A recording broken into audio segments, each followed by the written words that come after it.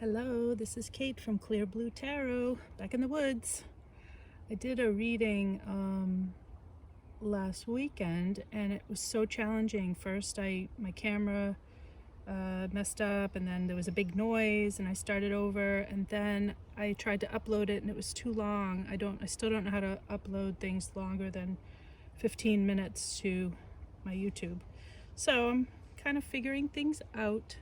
But I came back outside for this one, and I'm not near running water, so we're gonna go with just a wooded area and see how it goes. So I have this beautiful reading here. I used the Animal Spirit Guidebook and the Mystical Shaman Oracle to do a little spread of 10 cards, and I did 5 from each deck because there's been a lot of 5s coming up lately, and 5-5 especially, double 5, which is challenges and change. So I decided to echo that, having that in my life so much by doing the reading in this way.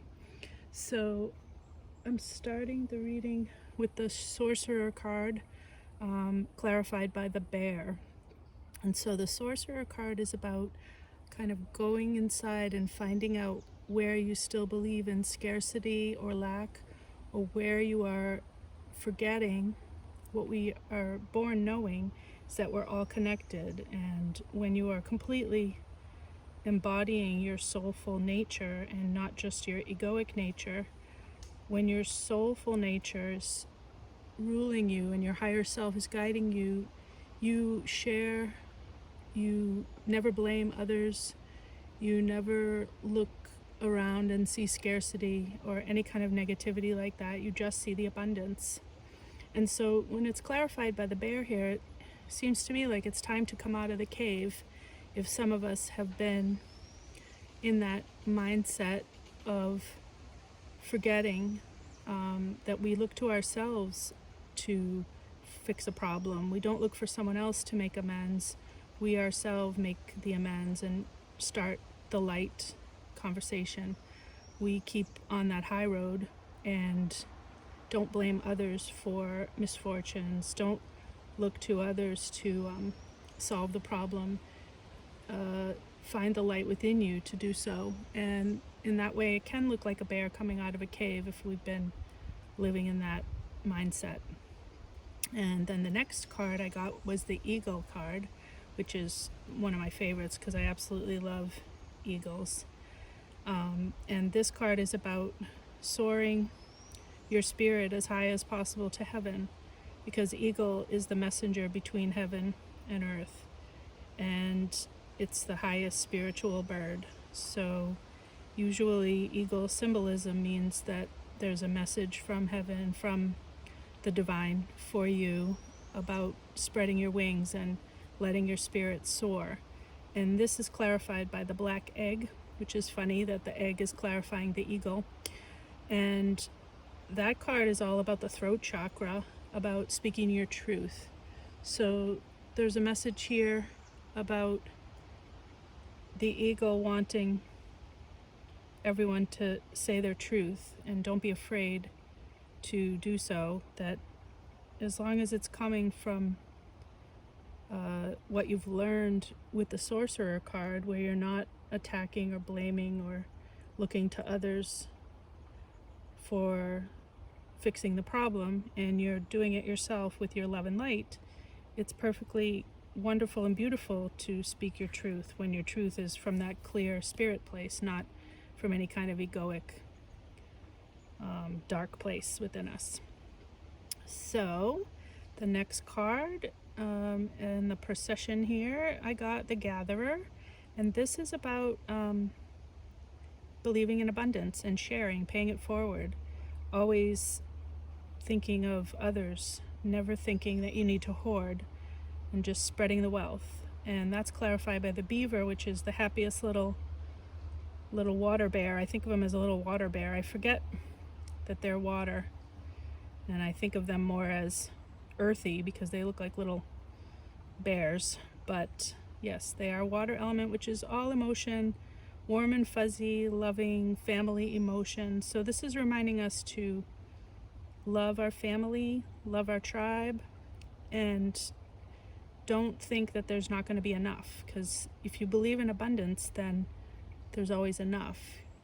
The divine guidance will guide you to your solutions if you're open to it, to always have abundance. So give freely, because as you give, you receive. Don't ever forget that, especially in the times now that we've just been through, which seems like not as dramatic as it was a month ago. I was in the grocery store today and there was actually toilet paper and items that haven't been there for a while. So maybe people are calming down about that overgathering, hoarding mentality. So then we're going into the next card. Here is the wind. And the wind is, I want to mention the next two cards actually, the wind and the medicine wheel, because these cards both have to do with directions. The wind card talks about the 4 directions. Sorry, a bug just flew into my face. The wind talks about the 4 directions of wind and what each of them illustrate and bring in for us to learn from. The south brings in trust and helps you get rid of things you don't need anymore. And then you go to the west, which calls you to go introspective and to let go of your ego. The north is an area of wisdom and strength, and the east carries clarity of vision and purpose. And then the medicine wheel, following it, it was really funny that they went side by side, because the medicine wheel talks about starting off in the south and reflecting on how things from the past are still influencing you, going to the west and looking at toxic and draining relationships, stepping into the north and thinking about showing your passion, and then ending in the east, visualizing how you want to live the next chapter of your life. So both of these cards, like, it looks like the wind is kind of blowing in the change on the medicine wheel, and it's causing us to analyze our life and see what needs to go, what needs to stay, and then where we want to go next. It's a time of great change. And these two cards are clarified by the swan and the spider, which are both so spiritual to me. The swan is about creativity, and it's related to the goddess Saraswati, the Hindu goddess, who was so elegant and graceful and who represents creativity and artistry. And the beautiful spider, which unfortunately often can be so misunderstood, but it's very enthusiastic energy when it's in balance. And it's very much about working, using your dharma, your gifts, your good karma to benefit financially and spiritually. And it's to be process oriented rather than results oriented. So if you're looking for abundance, what you want to do is find something you really love and enjoy, that you can put your heart and soul into, and don't think about the paycheck. Think about the process. And even if it's nothing for money, abundance means so many things. You can meet people that are so important in your life if you're doing something you love, or you can have a beautiful memory or experience crop up, experience that becomes a memory that is also a form of abundance. Or love can be abundance, of course.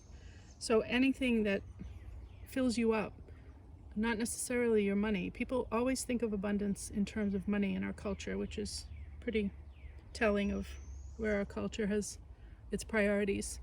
But an abundant life is just a beautiful life. You don't have to own the thing that's filling you up. You can just see it. You can go out and search for beauty and creativity and cause it to grow, and use your creativity combined with things that are out in the world already to make something beautiful happen using the energies available. So I guess that's the message of the reading, is just to come out of the cave, soar with your truth, stop clinging to things. When you gather, you should give, and then spin the wheel with creativity and grace. Find something new to create. Use this beautiful rainbow and medicine wheel, these beautiful circles here, to go into the next chapter of your life. It's a big time of change and endings and beginnings right now. So use that time well, and you'll end up in a much better place than you were before it all began. And that's my reading. Have a great day.